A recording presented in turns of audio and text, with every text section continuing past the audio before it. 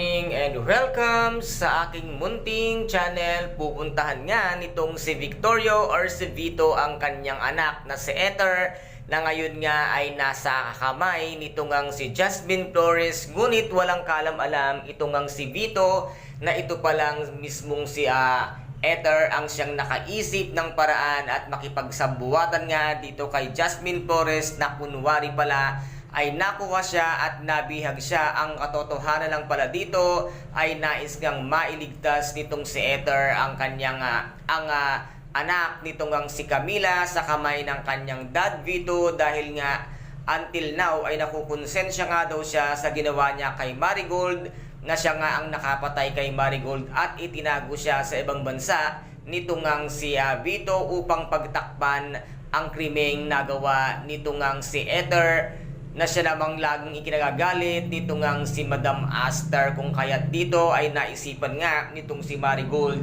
na tulungan itong si Jasmine Flores para nga mailigtas ang kanyang anak na si Camila. At ngayon ay nasabi nga niya dito sa harapan nitong si Jasmine Flores na kung tama nga daw ba ang kanyang ginagawa, na maaari niyang ipagkanulo ang kanyang dad Vito. Ngunit nasabi nga nitong si Jasmine Flores na maganda ang kanyang naging desisyon, na habang maaga pa ay gumawa na siya ng isang magandang bagay at mas marami siyang buhay na maililigtas sa kasamaan ng kanyang dad Vito. Ngunit isa lang ang hiling nitong si Ether, na once nga daw na makuha niya na ang kanyang anak na si Camila, sana daw ay huwag nang guguluhin ang kanyang dad Vito at ang kanyang ate Iris. Ngunit sumagot naman ang ating bidang si Jasmine Flores na depende kung sila ay susunod sa usapan nila, na hindi na rin guguluhin ang buhay nga nitong si Camila